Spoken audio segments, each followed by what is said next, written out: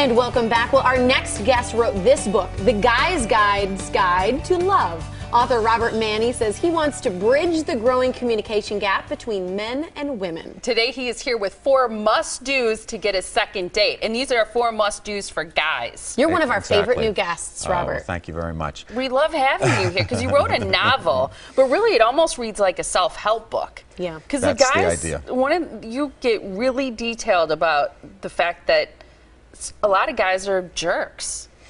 Well, but there's a lot of promise for men, too. I think you'd agree that women really want men to be men and men to kind of make a comeback, if you will. So anything I can do to kind of help women understand how guys really are, the real truth, and help men be more empathetic and pay attention more to women. So that's what the story's all about. And I think people always like a good story. And if you can embed your story with a message, all the better. I agree. And it can really point out some of those personality flaws or things that you're looking for by reading through your book in a partner. And I think that's important. You have the 4 must-dos to get a second date. You've already kind of alluded to one of them. Your number 1 is? Pay attention. I think for men, you know, they need to learn from women. Women know how to pay attention. And sometimes they pay attention too much to men and they overthink. Guys are pretty simple. They're pretty straightforward. For the most part, it's, unless they're passive-aggressive or whatever, it's what you see is what you get. And it's not so bad. So for men, though, I think they really have to pay a little bit more attention to women and not focus so much on themselves. Like what? What should they pay attention to? Just the little things. You know, always notice when the woman changes her hair or gets a new dress or anything. Be a gentleman.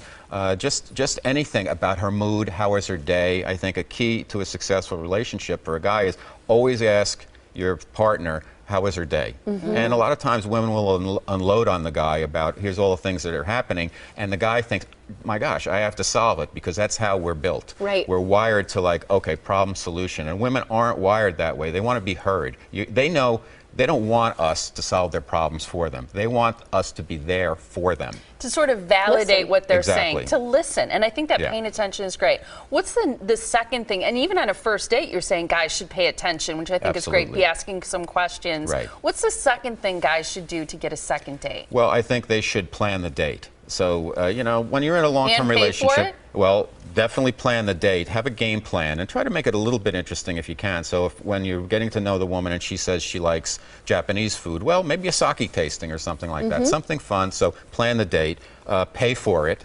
absolutely. If you set up the date, and everybody's all equal nowadays, as it should be, but you set up the date, pay for it. If a woman offers to pay half, it usually means that she doesn't want to think that she owes you anything. It's probably not a good sign. You think it's a good sign? I don't think it is. Keep the date short, the first date, so you have time for some mystery and to learn about your partner. So maybe have a couple of glasses of wine or a non-alcoholic beverage, whatever. You're having a great time, get some appetizers, and after that, wrap it up and set up some mystery and anticipation for another date. And then also make sure she gets home okay. So if you're in the city, get her a cab. If you're in the suburbs, make sure she gets to, you take her to her car and she can get home, or if she needs a ride or whatever, and then follow up. Be a gentleman and follow up. That's when you can send a text. I always tell guys, don't ask a woman out via text. I mean, a lot of young guys, it's just all like, oh, she's over here. I have some type of, app where I can just talk to a stranger via texting. How about, hi, my name's Lou? You know, what happened to that?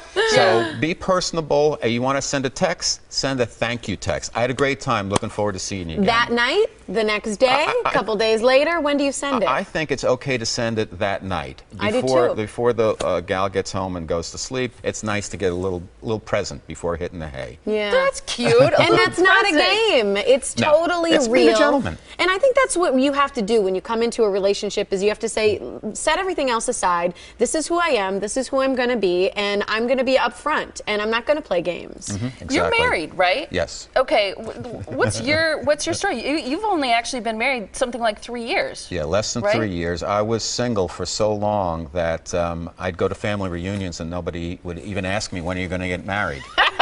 That's when you're married. That's a long time. Yeah, exactly. But as my wife likes to say, and she's 15 years younger than me, she says, really? I found you. Whoa. She's 15 years younger. And she's cute. She's super hot, and she's really nice. And she's really smart. And I could actually say, honestly, she's been a teacher for me in a good way. Not a nag, but a teacher to expose me to a lot of things that I was open to be exposed to. She teaches yoga teachers. She has a great diet in terms of, you know, I'm almost vegetarian now. I've kind of laddered down from eating a lot of meat to now fish and vegetables.